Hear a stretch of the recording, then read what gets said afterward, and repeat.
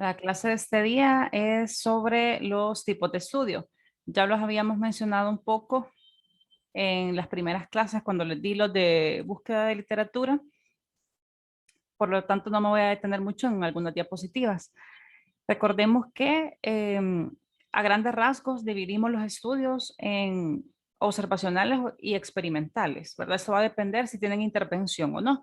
Los que no tienen intervención se llaman observacionales y si existe un grupo de comparación, se le denominan analíticos. Si no existe un grupo de comparación, son descriptivos. Dentro de los descriptivos están los casos clínicos, serie de casos, estudios transversales.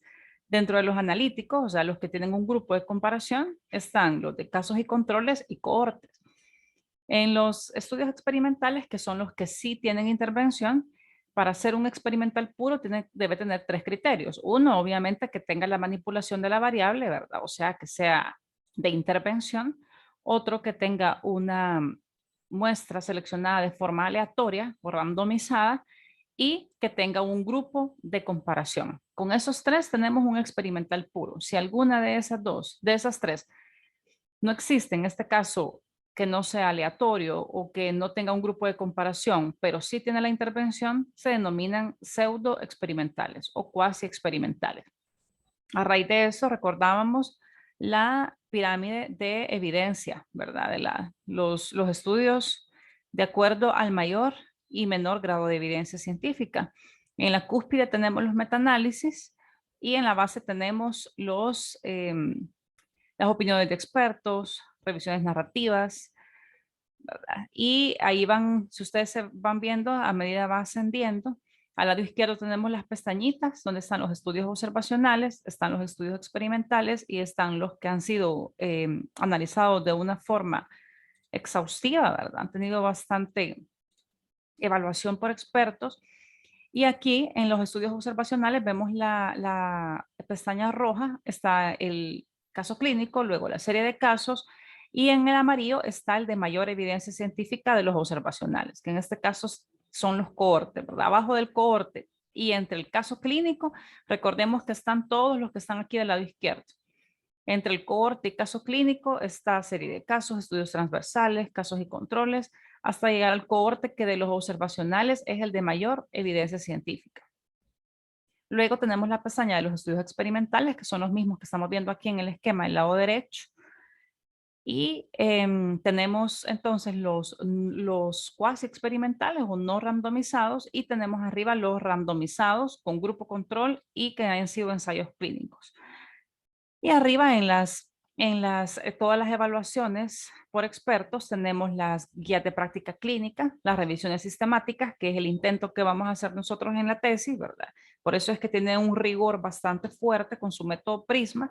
Y en la cúspide tenemos el metaanálisis, que no es más que una revisión sistemática con un análisis estadístico secundario, así como lo van a poder ver ustedes en la literatura, que todavía dice arriba en el título, revisión sistemática con metaanálisis. Esas dos palabras quiere decir esto, que lleva la secuencia, no solamente se queda en revisión sistemática, que es un análisis más que todo cualitativo de los datos, sino que también se acompaña del metaanálisis, que es ya un análisis cuantitativo estadístico.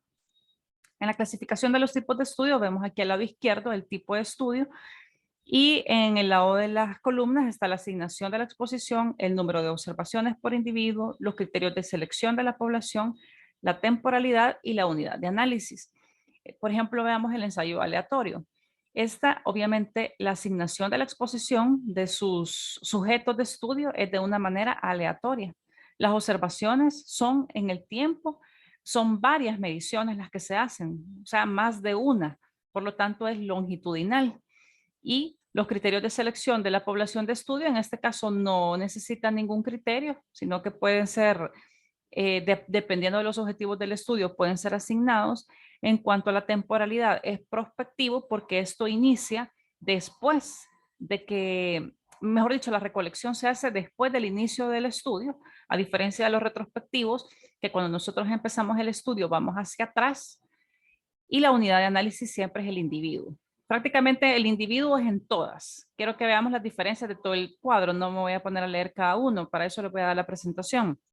Pero veamos que, por ejemplo, el estudio ecológico o de conglomerado, que es un estudio también descriptivo, está en este cuadro, tendría que estar aquí, dentro de los observacionales descriptivos, pero la unidad de análisis es el grupo o población, por ejemplo, con lo que trabaja la Digestic, que trabaja con tasas, por ejemplo, tasas de natalidad, tasas de mortalidad. En este caso, el análisis no es el individuo. No podemos sacar qué persona tiene algún factor, sino que se habla a nivel poblacional. Estos tipos de estudios se llaman ecológicos o de conglomerado. Veamos otro estudio, por ejemplo, el de cohorte, que lo vamos a ir más abajo, vamos a desglosarlo. La asignación de la exposición en sí está fuera del investigador, ¿verdad? O sea, no sabemos exactamente qué es lo que va a pasar. Siempre es un estudio longitudinal. Los criterios de selección, aquí sí necesitamos un grupo que haya tenido exposición a un factor de riesgo, ¿verdad? A una situación que pueda desencadenar posteriormente un efecto. Por eso se denomina que la selección de los sujetos es con base en su exposición. Y este sí puede ser tanto prospectivo como retrospectivo. Los cohortes por lo general son prospectivos y los casos y controles por lo general son retrospectivos. Sin embargo, debido a su naturaleza, puede haber estudios en los que se incorpore tanto desde antes como lo que sigue, ¿verdad? Yo puedo hacer un estudio retrospectivo, por ejemplo, un corte retrospectivo revisando expedientes, llego hasta el día de hoy, pero como a partir de hoy no sé qué es lo que va a suceder con el paciente o los pacientes y, por ejemplo, todavía están ingresados en un hospital, entonces a partir de aquí yo hago un seguimiento a futuro. Entonces viene siendo una línea en el tiempo desde el antes hasta el después. Y la unidad de análisis siempre es el individuo. Y los estudios de encuesta, que voy a terminar, que son los más comunes, ¿verdad? Los que ustedes más han escuchado, son los estudios transversales. Aquí no hay ningún criterio para poder seleccionar a la población, o sea, va a depender de los objetivos del estudio, es por su naturaleza retrospectivo y siempre la unidad de análisis es el individuo. De los estudios más sencillos, más fáciles, más comunes y que brindan muy buena información, ¿verdad? Un estudio transversal, un estudio de encuesta puede ser la base para poder realizar un estudio de casos y controles, ¿verdad? Entonces, incluso puede ser la base para hacer estudios de mayor nivel o sea, nivel de investigación. Hay niveles de investigación que se lo voy a explicar más abajo. Entonces, dependiendo de eso, el estudio de encuesta siempre está en los descriptivos y aquí nos permite hacer estudios más complejos, como por ejemplo los correlacionales o incluso los explicativos, ¿verdad? Entonces, el estudio de encuesta no es que lo subvaloremos, sino que muchas veces es el que da pauta para estudios de mayor profundidad o de mayor complejidad. El ensayo clínico aleatorizado, veamos este diagrama. Vemos aquí que está la población blanco, la población en estudio, que es cuando inicia obviamente el estudio, y cuál va a ser esa población blanco de acuerdo al número de personas elegibles y el número de participantes, ¿verdad? La selección siempre tiene que ser aleatoria y una vez iniciamos el estudio debemos tener un grupo expuesto y un grupo no expuesto, o un grupo con el enalapril, otro grupo con un medicamento placebo. Y luego vamos a ver en el tiempo los eventos que esta persona presenta, si mejora, si no mejora, puede ser que lo midamos solo una vez, lo midamos 2 veces, lo midamos 10 veces para saber cuál ha sido su efecto o, por ejemplo, en cuánto tiempo podemos nosotros tener un cambio en la presión arterial. Si mantenemos el ejemplo del enalapril con un efecto placebo, puede ser que lo midamos al primer día, al tercer día, a la semana, al mes, como para saber cuánto dura el efecto con cierta dosis del enalapril.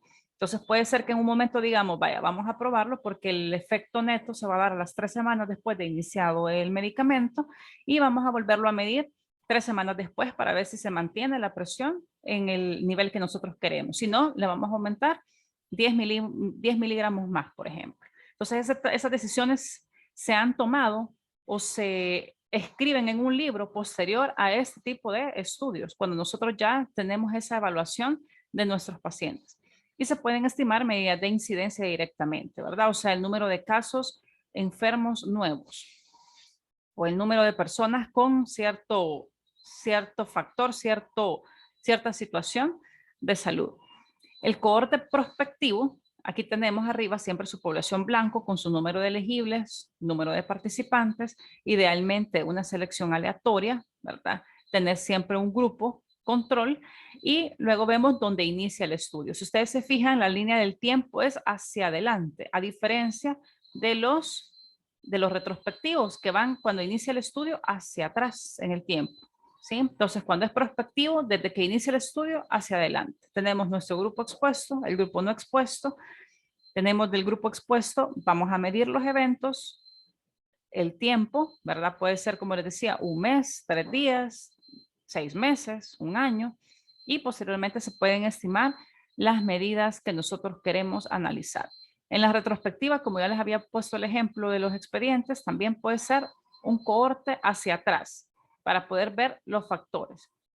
¿Cuáles son las ventajas y desventajas de estos estudios? Las ventajas, recordemos que si vemos el esquema de aquí arriba, estamos en un estudio, veamos el lado izquierdo, observacional, o sea, no tiene intervención, ¿verdad?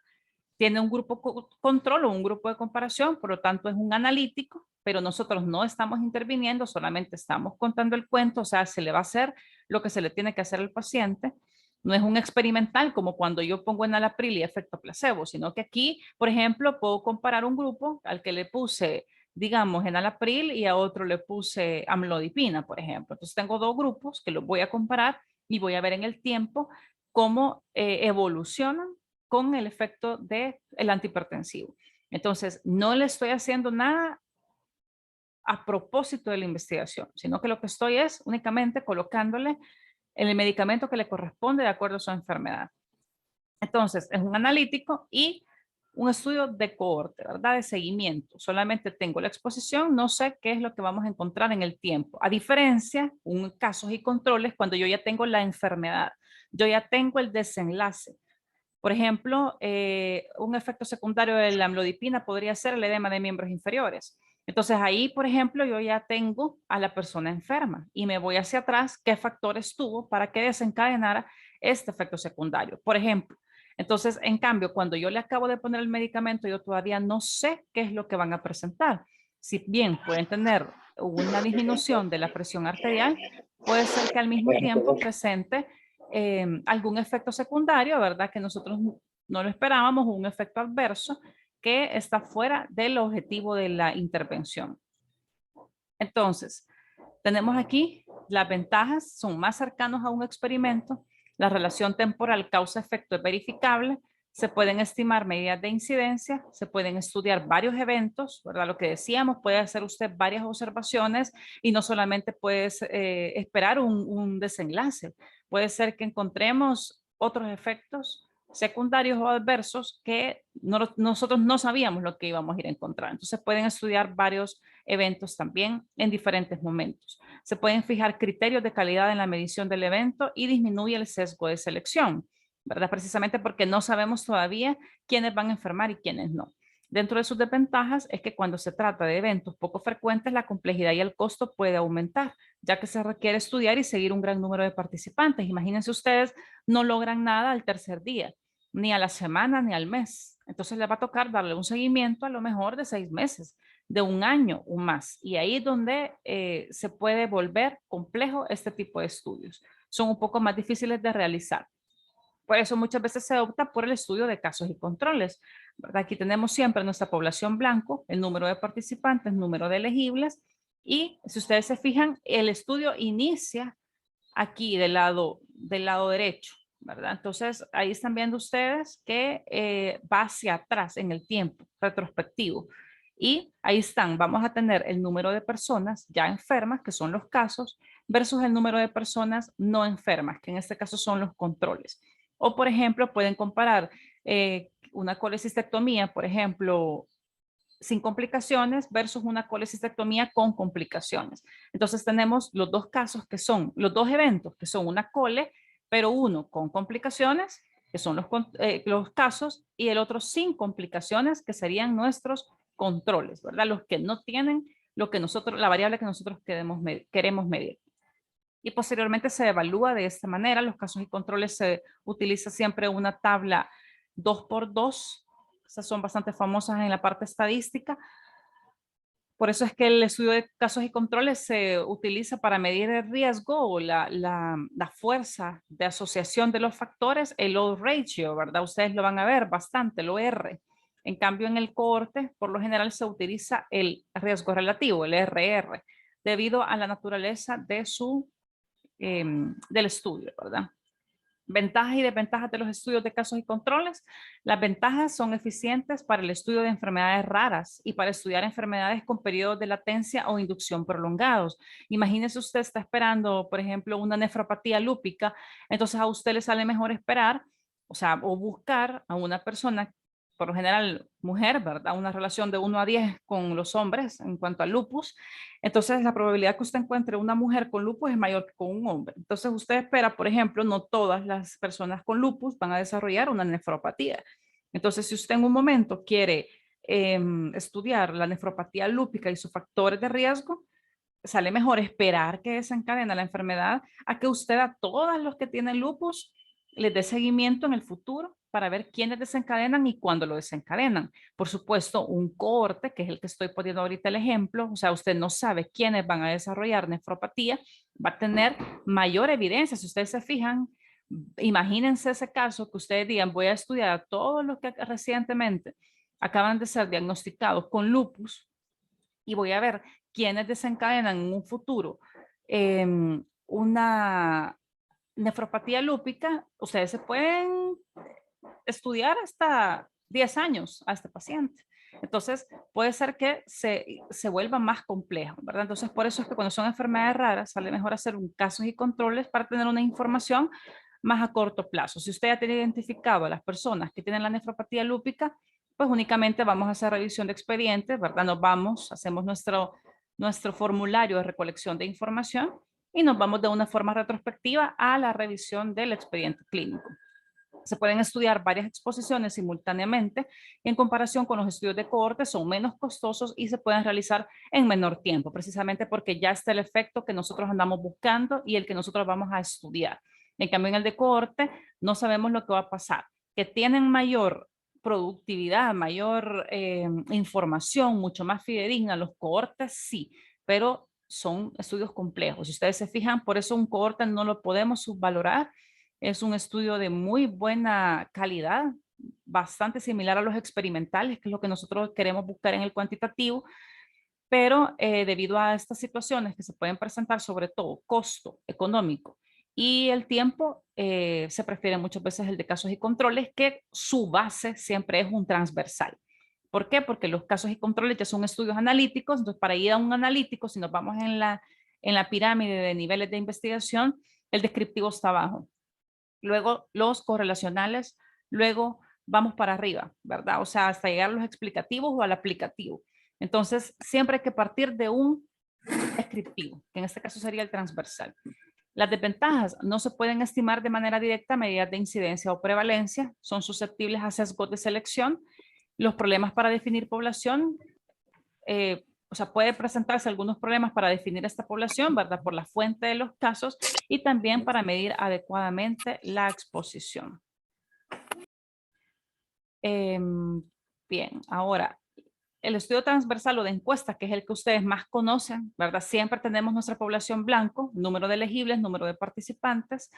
A partir de ahí tenemos nuestra población de estudio y únicamente se determina el antecedente de exposición o la ocurrencia del evento en la población de estudio en un solo momento, ¿verdad? Aquí no tenemos que, casi siempre, como les digo, mejor dicho, siempre los transversales tienden a ser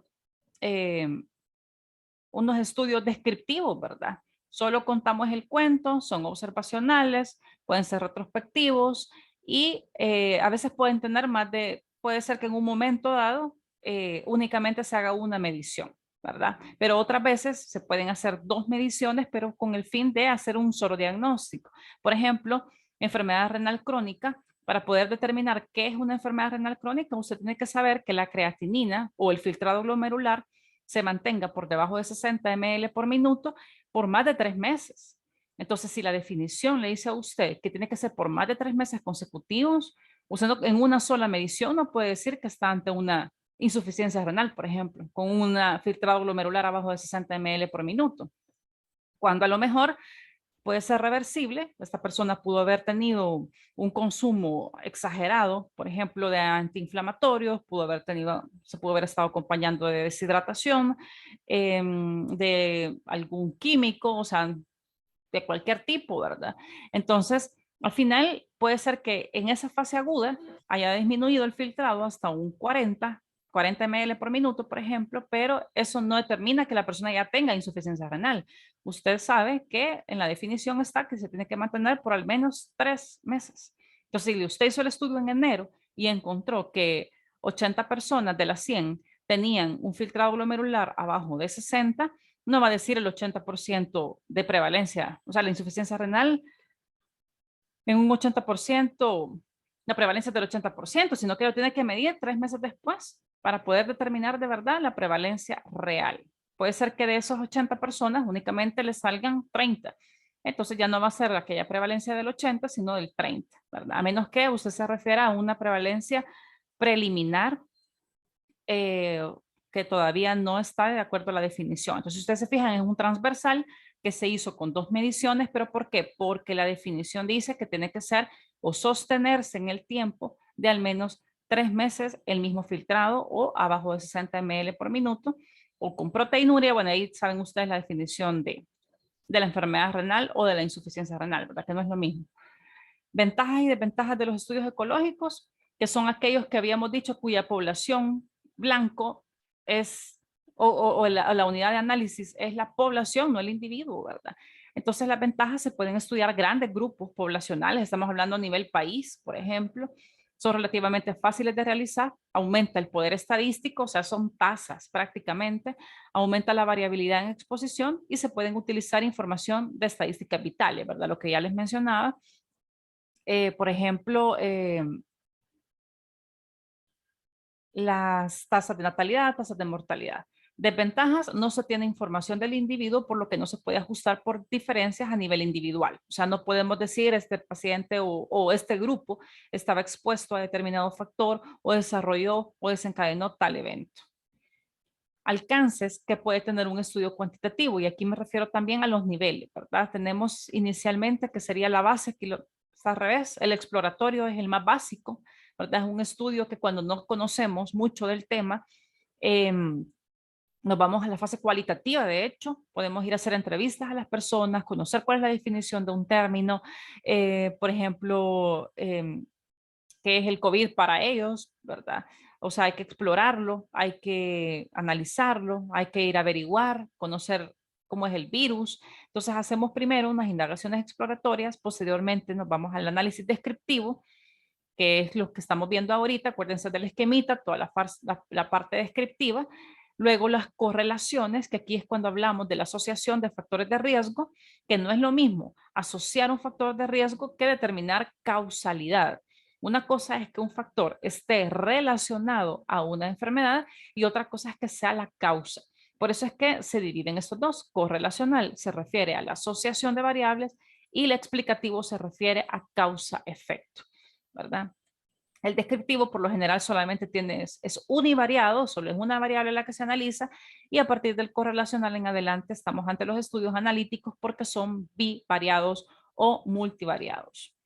Incluso arriba del explicativo tenemos el predictivo, ¿verdad? Que es cuando nosotros ya predecimos en cuanto al tiempo, o sea, cuánto le va a durar este medicamento, en cuánto tiempo va a mejorar. Y finalmente tenemos el aplicativo, por ejemplo, cuando ya se aplica una técnica para mejorar o alguna evaluación de un programa, por ejemplo, entonces ya es el estudio máximo, el nivel de investigación máximo, el aplicativo. Entonces, no nos podemos saltar o no se recomienda que del descriptivo nos saltemos de un solo a un explicativo, o peor aún si ni siquiera tenemos un descriptivo, ¿verdad? O sea, si ustedes un día hacen un estudio de casos y controles o un estudio de cohorte, yo les recomendaría que primero hagan un descriptivo, sacar la prevalencia, y posteriormente hacemos estudios de mayor complejidad, ¿verdad? Sobre todo casos y controles, muchas veces se comete el error de hacerlo de un solo, y es válido, pero se complica un poquito más porque si usted hace de un solo un casos y controles y no tiene un básico,